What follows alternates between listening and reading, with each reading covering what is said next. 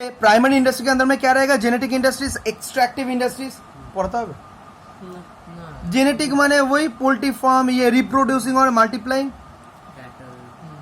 বাড়া মানে দুটো ছিল তারপর আরো বাড়লো, ঠিক আছে ওটাই। और एक्सट्रैक्टिव समझ में है ना, वो माइंड से उठाना, एक्सट्रैक्टिव एक्सट्रैक्ट करना, ঠিক আছে। নেক্সট এইবার সেকেন্ডারি ইন্ডাস্ট্রির মাধ্যমে কি প্রাইমারি ইন্ডাস্ট্রি থেকে যেটা পাচ্ছিস সেটা সেকেন্ডারি ইন্ডাস্ট্রিতে ইউজ করছিস। সেকেন্ডারি ইন্ডাস্ট্রির মধ্যে কি আছে? ম্যানুফ্যাকচারিং ইন্ডাস্ট্রিজ, আরেকটা হচ্ছে कंस्ट्रक्शन इंडस्ट्रीज।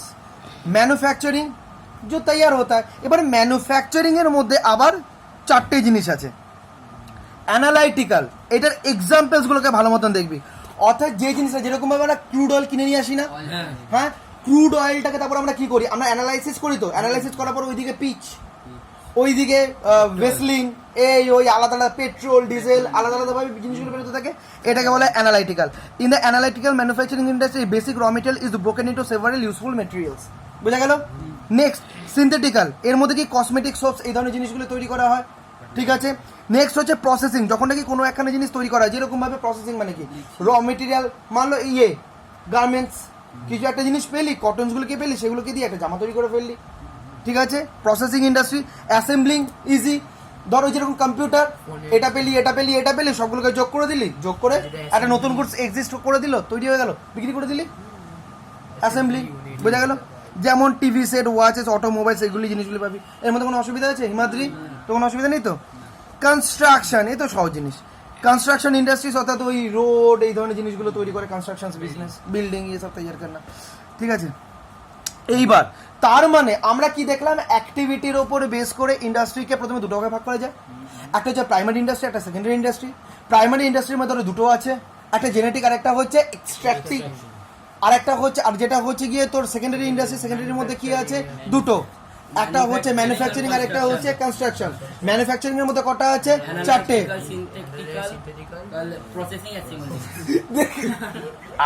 वो इंडस्ट्री को हम साइज के ऊपर बेस करके हम लोग क्लासिफाई कर रहे हैं। এই জায়গাটা একটুখানি তোদেরকে এফোর্ট দিতে হবে। সাইজের ওপর বেস করে ইন্ডাস্ট্রিকে, সাইজ মানে কোনোটার কম, কোনোটা তার থেকে একটু বড়, তার জন্য ক্যাপিটালও একটু বেশি দরকার, তার থেকে আরেকটু বড়, তার থেকে একদম বড়, এরকম ভাবে इंडस्ट्री होते पारे। तो साइज के ऊपर बेस करके अगर इंडस्ट्री को तुम क्लासिफाई करोगे तो तुम्हें मिलेगा ये चार, माइक्रो, स्मॉल, मीडियम, लार्ज, ये चारों टाइप का तुम्हें इंडस्ट्री मिलेगा। এবার কথাটা হচ্ছে আমরা কোনটা মাইক্রো, কোনটা স্মল, কোনটা মিডিয়াম, কোনটা লার্জ, এটাকে আমরা সেন্টিমিটার দিয়ে মাপবো? না, পসিবল না। তখন ওটাকে মেজার করার জন্য আমরা ক্যাপিটালটাকে দেখি, যে किस इंडस्ट्री में कितना कैपिटल लग रहा है, उसके ऊपर बेस करके उसको हम क्लासिफाई कर देंगे। कौन सा माइक्रो होगा एकदम ही छोटो, তারপর কোনটা একটু বড় दैट इज स्मॉल, তারপর কোনটা मीडियम, তারপর सबसे ज्यादा कौन सा लार्ज। तो माने ये चारों में मुझे कैपिटल को याद रखना है, किसके लिए कितना कैपिटल होना चाहिए, और ये आएगा एग्जाम में। देख তাহলে এখানে দেখ মাইক্রো ইউনিট, এই unit were in investment in plant and machinery up to 25 lakhs in case of manufacturing and up to 10 lakhs in case of service enterprise. Obviously, কারণ আমরা যখন পড়েছিলাম তখন ইন্ডাস্ট্রির মধ্যে কি দেখেছিলাম? Productions of goods and services. তার মানে সার্ভিসেসের ক্ষেত্রে প্ল্যান্ট অ্যান্ড মেশিনারির উপর ইনভেস্টমেন্ট থাকতে হবে 10 lakhs পর্যন্ত, আর যদি কোনো গুডস হয় সেটার ক্ষেত্রে প্ল্যান্ট অ্যান্ড মেশিনারির উপর ইনভেস্টমেন্ট থাকতে হবে 25 lakhs, ঠিক আছে। আপ টু এর বেশি নয় কিন্তু। নেক্সট স্মল এর বেশি হবে, দ্যাট ইজ 25 lakhs এর বেশি, বাট ডাজন্ট এক্সিড 5 crores। এটা হচ্ছে কার জন্য? এটা হচ্ছে গুডস এর জন্য। আর যখনই সার্ভিস তখন হচ্ছে 2 কোটি, 2 crores। বুঝতে পারলি? বুঝতে পারছিস তো? নেক্সট যখন মিডিয়াম, তখন সেটা 5 কোটির পর থেকে স্টার্ট করে, যদি গুডস হয় তাহলে 10 কোটি। বোঝা গেল? 10 কোটি পর্যন্ত। আর যদি সেটা সার্ভিসেস হয় সেটা 2 কোটি থেকে 5 কোটি পর্যন্ত, ঠিক আছে। আর যদি লার্জ হয় তাহলে সেটা 10 কোটির বেশি, এটা 5 কোটির বেশি। বুঝতে পারলি? জাস্ট এই ধরনের জিনিসগুলিকে একটু মাথার মধ্যে ডিটেইল করে বড় বড় ইন্ডাস্ট্রি। लास्ट, তাহলে আমরা কি দেখলাম? हम लोग ये देखा इंडस्ट्री को पहले 3 तरीके से क्लासिफाई किया, प्राइमरी, सेकेंडरी, लास्ट হচ্ছে টারশিয়ারি। টারশিয়ারিতে কোনগুলো আসবে? টারশিয়ারি মানে হচ্ছে কি যেন বলে এটাকে, দাঁড়ায়, টারশিয়ারি ইন্ডাস্ট্রির আরেকটা নাম হচ্ছে সার্ভিস ইন্ডাস্ট্রি, অর্থাৎ যার মধ্যে ব্যাংকিং, হসপিটাল, এই ওই হ্যান ত্যান সমস্ত জিনিসগুলো এর মধ্যে এসে পড়বে, এডুকেশন সব এর মধ্যে এসে পড়বে। কথাটা বুঝতে পারলি? এবার হয়ে গেল? বুঝতে পারলি জিনিসগুলো? এর মধ্যে সমস্ত ইন্ডাস্ট্রিজগুলো এসে পড়বে। বুঝতে পারলি? টারশিয়ারি ইন্ডাস্ট্রিজ টার্সিয়ারি মানেই হচ্ছে সব দেখবি এইড টু ট্রেড, ঠিক আছে, হেভি ইন্ডাস্ট্রি, লাইট ইন্ডাস্ট্রি। আচ্ছা, tertiary, this industries provide support service to the primary and secondary industries. Transportation, warehousing, banking, insurance, packaging and advertising are example of such support industries. समझ में आया ना? Tertiary मतलब service, जो primary और secondary जो industries है वो काम करने के लिए जो इंडस्ट्री सपोर्ट देता है, सपोर्ट सर्विस देता है, उसी को बोला जाता है टर्शियरी इंडस्ट्री या तो फिर सर्विस इंडस्ट्री। ठीक है, वेरी गुड। এইবার খুব ইম্পর্টেন্ট একটা জিনিস, সেটা হচ্ছে role of small business in India. মারাত্মক ইম্পর্টেন্ট আমাদের ইন্ডিয়ার মতন আন্ডার ডেভেলপড অর ডেভেলপিং কান্ট্রির ক্ষেত্রে। কেন? আরে আমাদের কাছে কত টাকা আছে যে আমরা লার্জ বিজনেস করতে পারবো? পসিবল না। इसीलिए बोल रहा है कि हम लोगों के जैसा इकोनॉमी जिस जिस जगह पे है उस इकोनॉमी में ये जो स्मॉल बिजनेस है वो बिजनेस कैसा रोल प्ले करता है। तो তার মানে আমাদের জায়গা বলতে ইন্ডিয়া, ইন্ডিয়া বলতে ডেভেলপিং বা আন্ডার ডেভেলপমেন্ট। তাহলে রোল অফ স্মল বিজনেস, ভাই আমাদেরও তো টাকা নেই, তাহলে সেই ক্ষেত্রে আমরা अंडर डेवलप या तो फिर डेवलपिंग कंट्री, उस जगह पे उतना पैसा नहीं है। अगर बिजनेस करना है, अगर लार्ज दैट इज लार्ज अगर इंडस्ट्री करना है तो उस जगह पे उतना पैसा नहीं है, तो हम बिजनेस कर नहीं पाएंगे, तो घर में बैठा रहना होगा। या तो फिर जितना पैसा है उस पैसे से बिजनेस करो, उससे हम लोग जो अनएम्प्लॉयमेंट है वो नहीं बढ़ेगा, वो कंट्रोल में रहेगा। और যেই দেশের আনএমপ্লয়মেন্ট বেশি সেই দেশ ইকোনমিক্যালি ব্যাকওয়ার্ড। এইগুলো দেখবি তোরা ইকোনমিক্সে পড়বি এই ধরনের জিনিসগুলো। তারপর দেখবি এই আনএমপ্লয়মেন্ট কত ধরনের হয়, ডিসগাইজ আনএমপ্লয়মেন্ট, এই ওই সিজনাল আনএমপ্লয়মেন্ট, অনেক ধরনের জিনিস হয়। তো এখানে আসছে role of small business in India. पहले एम्प्लॉयमेंट, स्मॉल बिजनेस कोई भी एक बिजनेस खड़ा करके वो एम्प्लॉयमेंट क्रिएट कर सकता है, तो এটা একটা বেনিফিট পুরো নিবি। হ্যাঁ, সেকেন্ড ব্যালেন্স রিজিওনাল डेवलपमेंट। আরেকটা কথা, ইকোনমিক কনসেপ্ট এগুলো। आज के कोनो একটা इकोनॉमी कभी भी डेवलप्ड हो नहीं सकता है अगर उसी जगह का एक एरिया अंडर डेवलप्ड है और एक एरिया बहुत ही डेवलप्ड है। कभी भी वो इकोनॉमी डेवलप्ड हो ही नहीं सकता है, उसमें एक बैलेंस रहना चाहिए। वो जो रीजनल एरिया है ना उसमें एक बैलेंस रहना चाहिए। हाँ, थोड़ा ऊपर नीचे हुआ ठीक है, मगर बहुत अगर डिस्टिंक्शन होगा तो कभी भी उस इकोनॉमी डेवलप हो ही नहीं सकता है। ठीक है, इसीलिए बोल रहा है कि ये जो स्मॉल बिजनेस ये हेल्प करता है ये रीजनल डेवलपमेंट को बैलेंस करने के लिए। যেমন ধর আজকে কলকাতা থেকে বড় বড় বিজনেস আছে, আজকে যদি আমি আনন্দনগর দেখলে তো ওই জায়গার মধ্যে খুব একটা সেরকম বিজনেস নেই, কিন্তু ওইখানে যদি ছোট ছোট ছোট ছোট বিজনেসগুলি তৈরি করা যায়, স্মল বিজনেসগুলো যদি তৈরি করা যায় তাহলে সেইখানে সবাই কাজও পাবে। তার মানে সেখানে আর কেউ আনএমপ্লয়েড কন্ডিশনসে থাকবে না, সবাই আর্ন করতে পারবে, যার ফলে তারা তাদের রিকোয়ারমেন্টসগুলো ফুলফিল করতে পারবে, তাদের স্ট্যান্ডার্ড অফ লিভিংটা বাড়বে। যখন স্ট্যান্ডার্ড অফ লিভিংটা বাড়বে তখন একটা কান্ট্রির ইকোনমিটা আরও সামনের দিকে এগিয়ে যাবে। तो ये रीजनल डेवलपमेंट को अगर बैलेंस करना है तब उस डेवलपिंग कंट्री में ये स्मॉल बिजनेस का रोल बहुत इंपॉर्टेंट है। नेक्स्ट হচ্ছে অপটিমাইজেশন অফ ক্যাপিটাল। মানে তোর কাছে কিছু টাকা আছে 10,000, এবার এই 10,000 টাকা দিয়ে हम लोग कभी भी बड़ा बिजनेस कर नहीं सकते। এবার ওই টাকা দিয়ে যদি বড় বিজনেস না হয় তাহলে কি করতে হবে? ঘরের মধ্যে ফেলে ফেলে ওটাকে খেতে হবে। বা আরেকটা জিনিস করা যেতে পারে যে ওই টাকাটা দিয়ে ছোট কোনো একটা বিজনেস করে দাও, ছোট একটা বিজনেস ইনভেস্ট করে দাও, छोटा एक बिजनेस स्टार्ट कर दो। तो इससे क्या होगा, 10,000 को अगर तुम बैंक में रखोगे, वेरी गुड एग्जांपल देने के लिए, तो बैंक में 10,000 के ऊपर एक ईयर एंड होने के बाद कितना इंटरेस्ट मिलेगा? 400 एग्जैक्टली। और वही 10,000 को अगर तुम एक बिजनेस में लगाओगे तब तुम लोग आराम से कंपेयर कर सकते हो कि कितना इनकम आएगा। तो अब आएगा, अगर कोई चीज का बहुत सारा ऑल्टरनेटिव यूज है तो जिस यूज से उसका बेनिफिट ज्यादा मिलेगा उसको ही हम बोलेंगे कि ये पैसा को या रिसोर्सेस को उस जगह पे यूज करो।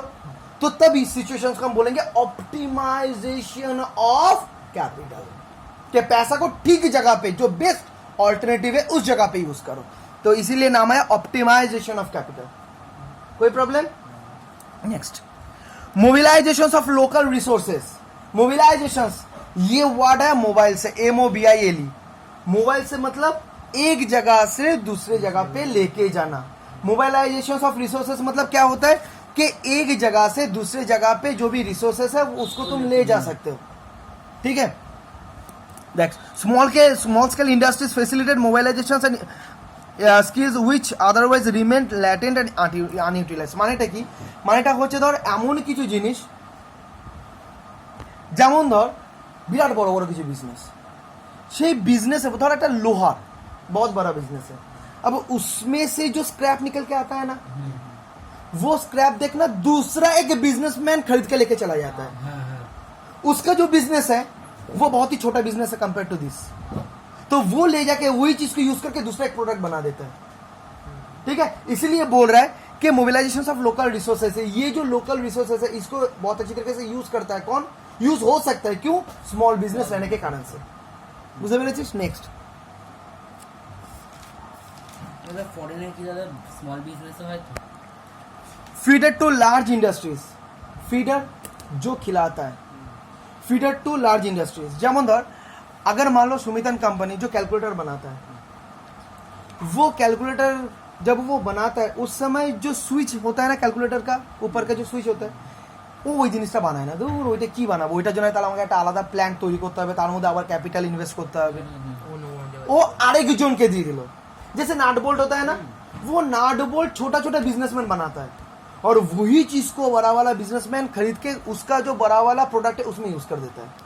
ठीक ना, जैसे तुम देखो ना जो बाइक होता है, बाइक में जो नट बोल्ट्स रहता है थोड़ी ना, वो बनाने के लिए भी एक फैक्ट्री बना के रखा हुआ है, नहीं वो बाहर से खरीद के लेके आ जाता है, कॉन्ट्रैक्ट दे देता है, वो बना देता है, उसको ले आके उसको फिट करके उसका प्रोडक्ट के हिसाब से वो चला देता है. ठीक है, तो इसी को बोला जाता है कि स्मॉल बिजनेस बड़ा बड़ा बिजनेस को हेल्प करता है, फीडर टू लार्ज बिजनेस. एरपर আমরা যেটা করব function and importance of commerce. Industry के ऊपर जितना भी नॉलेज था वो हम लोगों का हो चुका है, अब कॉमर्स को लेके हम लोगों का करना बाकी है, जानना बाकी है, तो ওটাই আমরা পড়ব. তো কমার্সটা কি কারণে আমাদের দরকার, কি কারণে আমাদের দরকার, বা তার ইম্পর্টেন্সটা কি, বা তার ফাংশনসটা কি কমার্সের. ঠিক আছে, ফার্স্ট হচ্ছে the main functions of commerce is to remove the following hindrance barriers. অর্থাৎ একটা বিজনেসের ক্ষেত্রে যেই ধরনের প্রবলেমসগুলো রয়েছে সেই প্রবলেমসগুলো রিমুভ করে এই কমার্স অ্যাক্টিভিটিস, একদম বাধাগুলো অতিক্রম করে. ঠিক আছে, তো ফার্স্ট যে প্রবলেমটা করে সেটা হচ্ছে হিন্ড্রেন্স অফ পারসনস. এটা কি? This hindrance refers to the lack of contact between producer and consumer. মজার জিনিস, আজকে আমরা এমনও কিছু জিনিস परचेज করি जो हम लोग को ये पता ही नहीं है ये अल्टीमेटली कौन मैन्युफैक्चर किया. हम लोग कहाँ से खरीद के लेके आते हैं, जो मार्केट में दुकान होता है, शॉप होता है, उस जगह पे हम लोग खरीद के उसको कंज्यूम करते हैं. ठीक है, और ये चीज़ कौन तैयार किया उसको कभी खोज हम लोग लेते हैं? কখনোই আমরা নিই না. তার মানে কমার্সের কাজটা কি, যেখানে প্রোডাকশনসটা হচ্ছে আর যেখানে এন্ড কনজিউমার্সরা আছে তাদেরকে মিট করিয়ে দেওয়া. তার মানে এই যে একটা ব্যক্তিগত বাধা, আমি যদি বাংলায় বলি যে এই বাধাটাকে, এই হিন্ড্রেন্স বা ব্যারিয়ার্সটা এই রিমুভ করে কমার্স. মানে কমার্স কি করে, ম্যানুফ্যাকচারের কাছ থেকে ওই প্রোডাক্টসগুলোকে নিয়ে আসে, নিয়ে সেটাকে বিক্রি করে দেয় কাদের কাছে, এন্ড কনজিউমার্সদের কাছে. তার মানে এই যে আমাদের সাথে एंड कंज्यूमर्स साथ जरा मैन्युफैक्चर ताते किंतु पर्सनल कोनो कांटेक्ट ही থাকে না, कोई कांटेक्ट नहीं रहता है, तभी भी हम लोग के पास वही चीज आ जाता है. ये जो आ जाता है, ये जो स्मूथली ये वाला एक्टिविटी चल रहा है, किसके कारण से? कॉमर्स के कारण से. इसीलिए बोल रहा है कि कॉमर्स का इंपॉर्टेंस है तो फिर फंक्शन है फर्स्ट हिंड्रेंस ऑफ पर्संस. ठीक है, फर्स्ट पॉइंट देखो, the hindrance refers to the lack of contact between producers and consumer. जो कंज्यूमर और प्रोड्यूसर्स का जो लैक ऑफ कॉन्टैक्ट है उसको हटा देता है कौन? कॉमर्स. बुझते पारली? नेक्स्ट हिंड्रेंस ऑफ प्लेस, এটা তো বুঝেই গেছি, that is place utility, creation of place utility. Next hindrance of time, ঠিক আছে, ওয়্যার হাউজিং, ঠিক আছে, storage. Next hindrance of exchange, এটার মধ্যে কোনটা আসছে? এটার মধ্যে আসছে ব্যাংকস, এক্সচেঞ্জ, টাকা পয়সা নেওয়া দেওয়া. ঠিক আছে, next hindrance of risk, insurance, very good. Hindrance of knowledge, এর মধ্যে কোনগুলো আসবে? অ্যাডভার্টাইজমেন্ট, নিউজ, এই ধরনের জিনিসগুলো. ব্যাস হয়ে গেল তো. এবার দেখ 8 টু ট্রেডের মধ্যে কি কি পড়ে। 8 টু ট্রেডের মধ্যে ট্রান্সপোর্টেশন, ওয়্যার হাউজিং, ইন্স্যুরেন্স, ওই যেগুলো একদম insurance, banking and finance, advertising, ঠিক আছে, হিন্ডেস টু নলেজ, ঠিক আছে। আর এটাতে আদার এডসগুলো পড়ে নিবি, কি কি আরো জিনিসগুলো আছে। The main characteristics of commerce: first, economic activity; second, exchange of goods and services; third, profit motive; fourth, regularity of transactions; 5, creation of utilities. আর দরকার নেই দাদা। ট্রেডের মধ্যে আমরা কি দেখি? সেল পারচেস তো, হ্যাঁ। তো সেল পারচেসের মধ্যে কি থাকে? ম্যানুফ্যাকচার, একটা হচ্ছে ওখান থেকে ম্যানুফ্যাকচারিং করলো, করার পর এইবার যে জিনিসটাকে নিয়ে আসছে, তার মানে এইবার আনার ক্ষেত্রে যে চ্যানেল, এটাকে বলে ডিস্ট্রিবিউশন চ্যানেল, যেটা ক্লাস 12-এ পাবি। ওখানে পাবি দেখবি ডিস্ট্রিবিউশন চ্যানেল বলে একটা ওয়ার্ড আসবে। অর্থাৎ আলটিমেটলি ম্যানুফ্যাকচারের কাছ থেকে সেই মালটা कंज्यूमर्स কাছে আসে কিভাবে, ये एक चैनल होता है। जैसे एक होता है डायरेक्टली, जो मैन्युफैक्चर है वो एक खुद का आउटलेट बैठा देता है एक जगह पे, ठीक है, बीच में कोई नहीं रहता है। একটা জায়গায় কি হয়, ম্যানুফ্যাকচারার, তারপর এসে পড়লো ডিলার, তারপর আসলো হোলসেলার, তারপর আসলো রিটেলার, তারপর আলটিমেটলি এন্ড কনজিউমার। তো এই যে এইভাবে যে পুরো ব্যাপারটা হয়, এইটাকে বলা হয় ডিস্ট্রিবিউশন চ্যানেল। ওই জিনিসটা নিয়ে পুরো এইখানে ডিসকাস করা আছে। দেখ, producer, trader, consumer, producer, trader, consumer. এরপর দেখ home trade, distribution trade, home trade মানে ইন্ডিয়ার মধ্যে। এবার এইখানে কি হতে পারে দেখ, producer, wholesaler, retailer. Wholesale trade, কারণ হোম ট্রেডের মধ্যে একটা কি হোলসেল ট্রেড হয়, আর আরেকটা কি হয় রিটেল ট্রেড হয়। কারণ প্রোডিউসার থেকে, একটা প্রোডিউসার থেকে ডিরেক্টলি কনজিউমার থেকে যে বিক্রি হয়, আরেকটা মেইনলি যেটা আমরা দেখতে পাই সেটা হচ্ছে প্রোডিউসার্স, হোলসেলার, রিটেইলার, তারপর হচ্ছে গিয়ে তোর আমাদের এন্ড কনজিউমার। তো সেই কারণে এই যে হোম ট্রেডের মধ্যে যতগুলি স্টেপসগুলো থাকে, তাহলে একটা হচ্ছে হোলসেল ট্রেড, একটা হচ্ছে রিটেল ট্রেড। হোলসেল ট্রেডটা কি কলকাতা, আর এগুলো যে আশেপাশে যেগুলো আমরা দেখতে পাই সেগুলো হচ্ছে রিটেল ট্রেড, ঠিক আছে। আর ফরেন ট্রেড, फॉरेन ट्रेडर मध्य 3टे जिनिस है। एक हो सकता है बाहर में तुम बेचो, दैट इज एक्सपोर्ट, बाहर से खरीद के लेके आओ, इम्पोर्ट। और एक हो सकता है act as a middleman, entry port. Entry port माने इसमें क्या होगा, अमेरिका से कुछ इंपोर्ट करके जापान में कुछ वही वाला चीज को थोड़ा चेंज करके या तो फिर कोई मॉडिफाई करके उसको फिर से ये एक्सपोर्ट कर दो, एंट्री पोर्ट। মানে আমেরিকা ভায়া, মানে India via Japan, India by Japan, exactly. তো যেমন আমরা তেল কিনে শ্রীলঙ্কাকে বিক্রি, এক্স্যাক্টলি। এটা হয় ফরেন ট্রেডের 3 ধরনের activity, business activity: export, import, entry port.